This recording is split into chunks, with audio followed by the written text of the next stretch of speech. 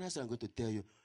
Was the story of somebody who read about what happened to Judas and the other apostles. And the person wanted to do what?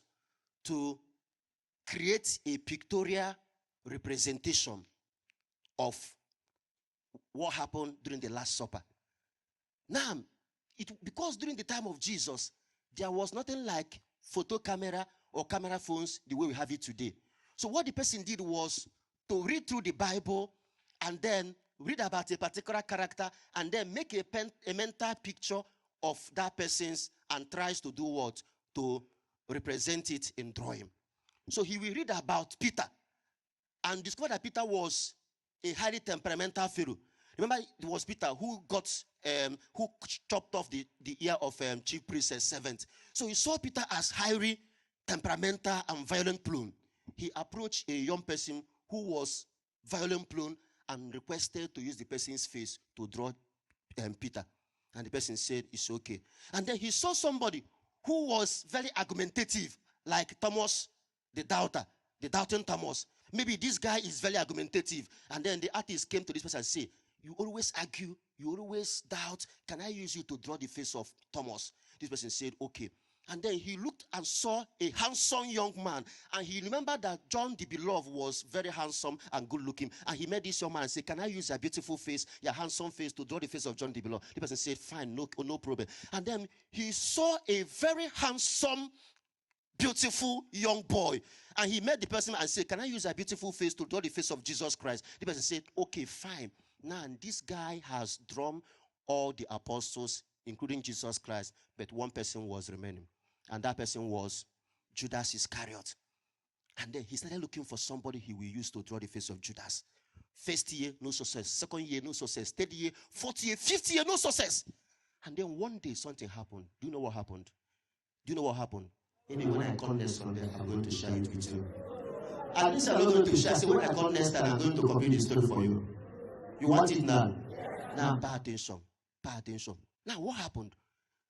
One day, he came at a public arena and saw a beggar who was sitting in one corner in that public arena begging alms from people. He looked at this beggar and observed something queer about this beggar. The beggar was a grabbing type. If you request for money and you don't give him, he will start fighting you, start insulting you. Very grabbing beggar. After observing this beggar for a while, he reluctantly approached this beggar and said, excuse me. Beggar turned and said, hey, give me money. The man said, calm down, I'm going to give you money. But I want to make a bargain with you. And the man said, what? The man turned the beggar and said, I want to pay you handsomely, but I want to make a request. Will you allow me to use your face to draw the face of Judas Iscariot? And this beggar was heartbroken, angry, and sad. The beggar turned to him and said, don't you know me? The man said, know you as what? I have never seen you in my life. The beggar turned to him and said, you lie, you know me. The man said, I don't know you, I have never met you. The beggar said, you lie, you know me. The man said, knew you from where now? I have never met you. The man said, you lie. Hey, this to and fro argument continued. And then after the beggar persisted, and the man said, then if you say I know you, say, okay, how, where, how? And this man said something that broke the heart of this artist. Do you know what he said? Maybe when next time I come, I will tell you. Pay attention. Pay attention. Pay attention. Pay attention. This man told the artist, 5 years ago, you came to me requesting to use my face to draw the face of Jesus Christ. Now, and after 5 years, you came back requesting to use that same face to draw the face of Judas Iscariot.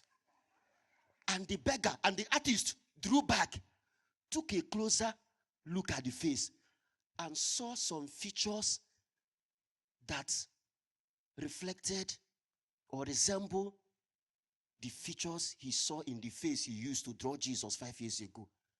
And the beggar and the artist turned and asked the man, what happened?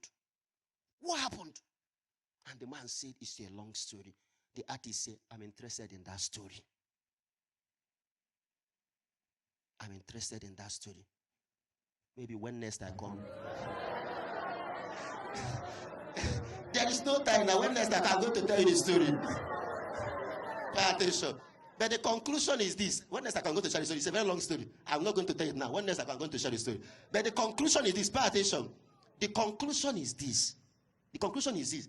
Is it possible that somebody sitting here listening to me, that in 5 years' time, in 10 years' time,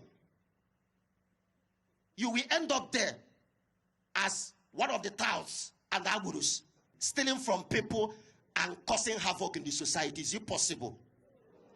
I don't know. But is it possible that one day I will look at you and ask you what happened? Because that question meant that you have no reason not to have succeeded. Every privilege, every opportunity, everything has been given to you. So why didn't you succeed? What happened? Never you allow anybody to ask you this question. Peace be with you.